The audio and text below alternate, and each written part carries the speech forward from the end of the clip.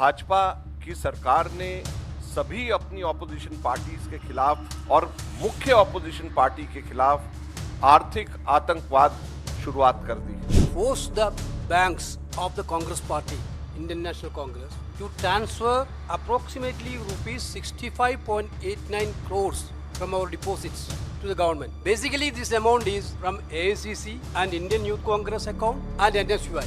Unlike BJP, we got this money from ordinary workers of the party. हमारे 65.88 करोड़ 65.88 करोड़ के ऊपर परसों भाजपा की सरकार इनकम टैक्स अथॉरिटीज ने डाका डाल करके हमारे पार्टी के कार्यकर्ताओं के पैसे जो उन्होंने अपनी स्वेच्छा से हमारे को मेंबरशिप के माध्यम से एनएसयूआई के स्टूडेंट्स ने अपनी जेब खर्ची काट करके मेंबरशिप के माध्यम से क्राउड फंडिंग जिसका 95% 100 रुपए से कम हम लोगों के पास में आया था, वो पैसा हम लोगों के बैंक अकाउंट में जो जमा था उस पे डाका डाल करके चोरी करके वो पैसा मोदी सरकार अपने पास में लेकर के चली गई।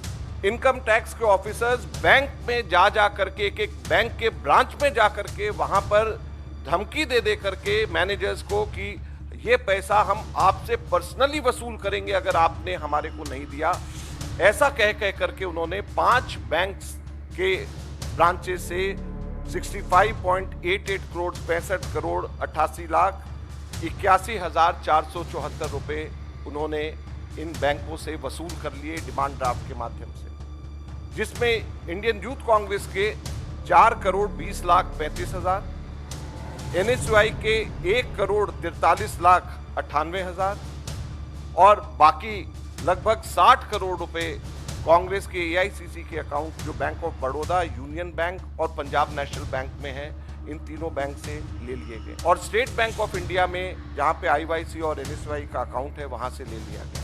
आप लोगों को मैं बताना चाहूंगा कि पॉलिटिकल पार्टीज इनकम टैक्स से एग्जेम्प्टेड होती हैं। जहां तक के इंडिविजुअल्स की बात है, मुझे पता चला है कि हमारे इनकम टैक्स डिपार्टमेंट्स और इवन फाइनेंस मिनिस्टर ने भी डीब्रीफिंग के दौरान कहा कि इनकम टैक्स तो देना पड़ेगा, हम भी देते हैं, हम सब लोग इनकम टैक्स देते हैं, खरगे जी भी इनकम टैक्स देते हैं, राहुल जी भी इनकम टैक्स देते हैं, हम सब इंडिविजुअल्स इनकम टैक्स देते हैं, लेकिन पॉलिटिकल पार्टी इनकम टैक्स नहीं देती। अगर आपको कंपेयर करना है तो भारतीय राष्ट्रीय कांग्रेस को भाजपा से कंपेयर करिए, दूसरी नेशनल पार्टी से कंपेयर करिए। क्या भाजपा ने आज तक के कभी भी इनकम टैक्स दिया? क्या भारतीय जनता पार्टी के ऊपर कभी भी पिनलाइज करके कभी भी इनकम टैक्स लिया गया?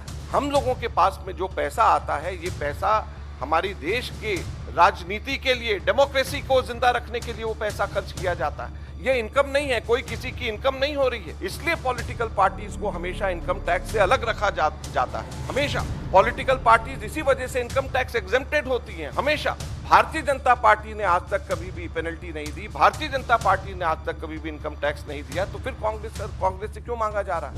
लोकतंत्र में पहली बार इस तरीके को देखने को मिल रहा है और किस लेवल पे इन लोग ने जाके बैंक में जाके वह दबाव बना के वहाँ से उन लोग ने पैसे किस लेवल पे इन लोग ने ये किया, ये तो पूरा कहीं ना कहीं पूरा तानाशाही सरकार किस लेवल पे चला रहा है।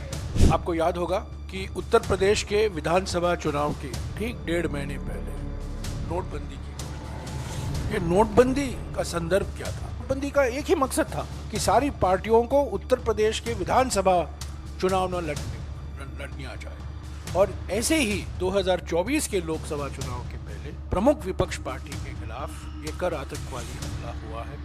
इसका एक ही मकसद है, आर्थिक रूप से कांग्रेस पार्टी को अपंग बनाना। Welcome to K-Mall, a premium project by Kaleen Group. K-Mall is in the heart of Kolkata's electronic, garment and lifestyle hub, Khidirpur. K-Mall, which is designed as a world-class mall, is the outcome of endless effort of our experts, combined with modern superb techniques and new age design. Book now